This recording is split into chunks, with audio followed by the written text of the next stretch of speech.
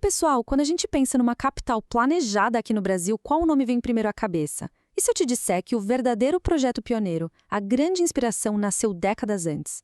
Hoje, a gente vai desvendar a história de Belo Horizonte, a metrópole que foi, na verdade, o primeiro grande projeto urbano do Brasil. Pois é, todo mundo pensa logo em Brasília, né? Mas o que é fascinante é que mais de 60 anos antes da inauguração dela, o Brasil já estava executando um projeto igualmente grandioso. Belo Horizonte não foi só uma das primeiras cidades planejadas, foi a grande precursora. Então, a nossa jornada vai ser assim.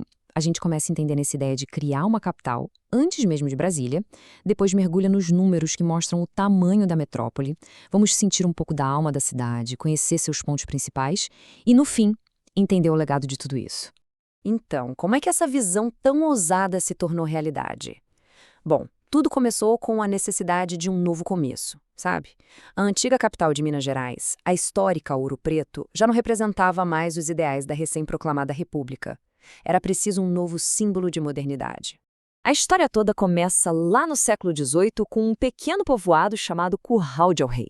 Com a proclamação da República em 1889, a elite política da época decidiu que era hora de criar uma capital do zero que simbolizasse o progresso. A construção começou em 1893 e, num ritmo que foi impressionante para a época, a cidade foi inaugurada oficialmente só 4 anos depois. Um verdadeiro feito de engenharia e urbanismo. E daquele projeto, daquela prancheta, nasceu uma metrópole gigante. Para a gente ter uma ideia da dimensão real do que Belo Horizonte se tornou hoje, vamos dar uma olhada nos números. Olha só, de acordo com o censo mais recente, a cidade abriga mais de 2.300.000 pessoas. É muita gente. É mais gente do que em vários países por aí, o que só reforça a importância de BH como um grande centro urbano brasileiro. E esse número todo coloca a cidade numa posição de muito destaque no cenário nacional. Belo Horizonte é hoje a 6ª cidade mais populosa do Brasil, um verdadeiro gigante. Tá, mas o que esses números significam na prática? A gente está falando de uma área de mais de 330 quilômetros quadrados com uma densidade populacional impressionante. Mas o impacto vai muito além. A região metropolitana inteira tem mais de 6 milhões de pessoas. Isso faz dela um dos polos econômicos e culturais mais importantes do país. Mas os números só contam uma parte da história, né? Agora vamos deixar o projeto um pouco de lado para sentir a vibe, a alma que realmente define o que é viver em Belo Horizonte, ou melhor, em BH. Se tem um apelido que captura a essência da cidade, é esse, capital dos botecos. E isso não é à toa. Ilustra perfeitamente uma cultura onde a vida social acontece ao redor de uma mesa, com boa conversa e, claro, comida e bebida excelentes. E por falar em comida, a culinária de BH é uma referência nacional. Pratos como pão de queijo, feijão tropeiro e frango com quiabo são muito mais do que só comida. São parte da identidade cultural, celebrada todo ano no famoso festival Comida de Boteco. E quem são as pessoas que dão vida a essa cultura toda? A população da cidade é um mosaico que reflete o Brasil. A gente vê heranças europeias, principalmente de portugueses e italianos, se misturando com a força da cultura afro-brasileira e com as raízes dos povos indígenas. É isso que cria uma identidade única. E toda essa história, essa cultura, está gravada na paisagem da cidade.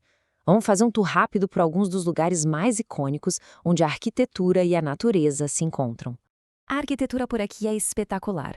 O conjunto da Pampulha, que é Patrimônio Mundial da Unesco, tem as primeiras obras-primas de Oscar Niemeyer.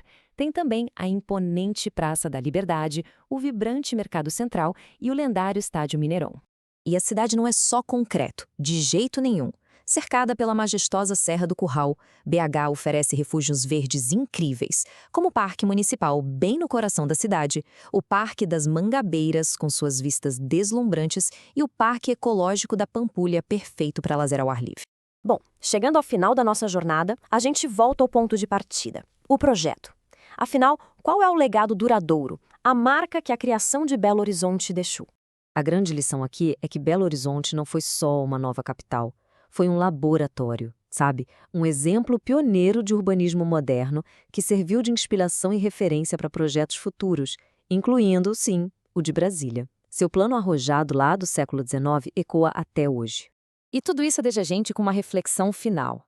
A história de Belo Horizonte, uma cidade que nasceu de um plano super rigoroso, mas que desenvolveu uma cultura orgânica e vibrante, nos faz pensar sobre esse equilíbrio delicado entre o planejamento e a espontaneidade que dá vida a uma metrópole.